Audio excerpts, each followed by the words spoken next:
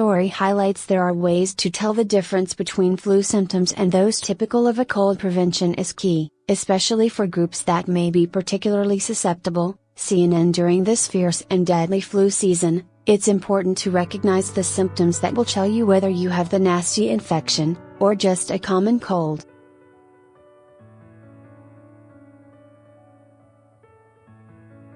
People with the flu often experience fever, chills, cough, sore throat, runny or stuffy nose, muscle or body aches, headaches and/or fatigue, according to the U.S. Centers for Disease Control and Prevention.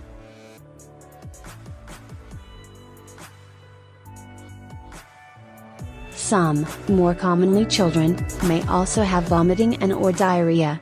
Especially in the winter months, it's easy to mix up cold and flu symptoms.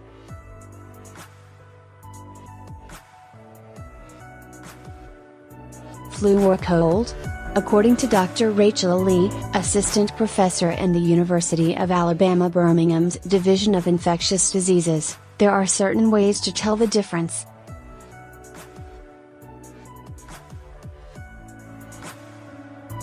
Colds are typically around your nose and face, and you have a sore throat, she said.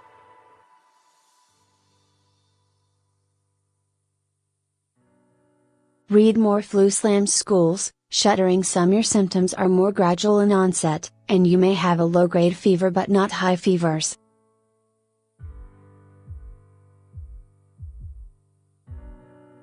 It can also cause cough but does not have shortness of breath.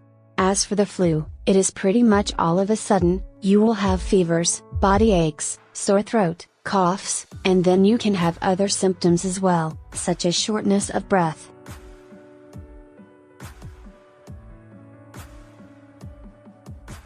You can feel dehydrated, meaning you may be dizzy, and you may be a little bit confused.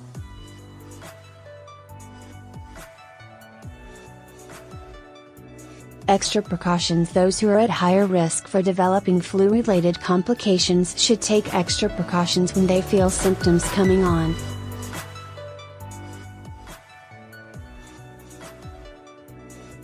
If it's not the flu, you might be sick because of this virus. The CDC says these include children under 5 years old, particularly those under 2.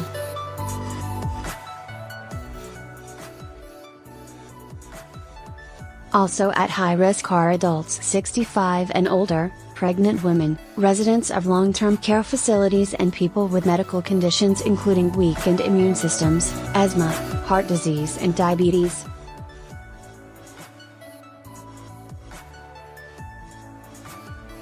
Individuals with minor flu or flu-like symptoms should refrain from going to the emergency room and instead call their primary healthcare providers, to avoid overstressing community resources.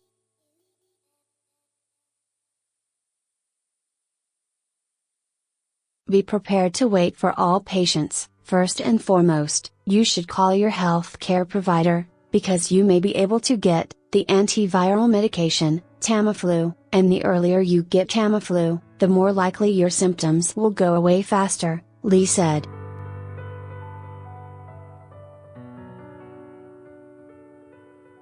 Do not wait with your symptoms. It is okay to bug us, as healthcare providers, because we are here to help.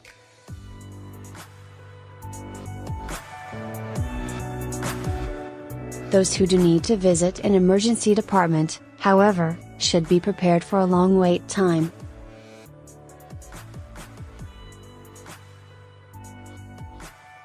How the flu turns deadly. You should seek care in the emergency department when you are feeling dehydrated, you are not keeping any fluids down, as well as if you are feeling really short of breath and cannot catch your air, Lee said.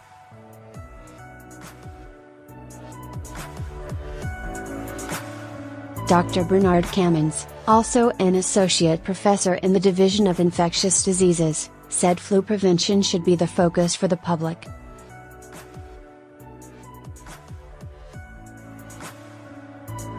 Prevention key to protection. The most important thing is prevention, avoiding anyone who is sick, if possible, Camins said.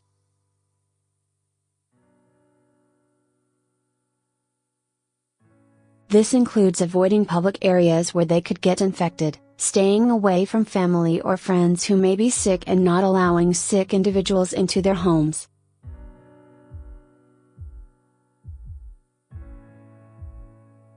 They also need to practice proactive and frequent hand hygiene.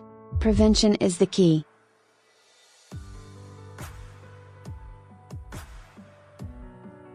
Follow CNN Health on Facebook and Twitter. See the latest news and share your comments with CNN Health on Facebook and Twitter.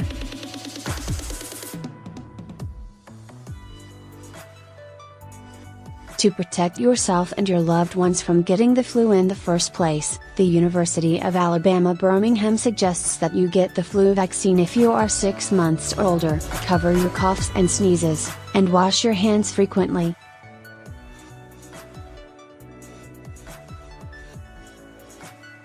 You should also clean your living and work areas, avoid crowds where possible, stay home from work or school if you are sick, and avoid touching your eyes, nose and mouth.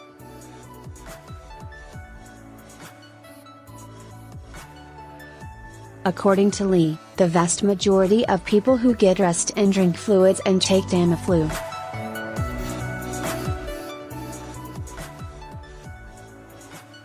will get over your symptoms pretty quickly.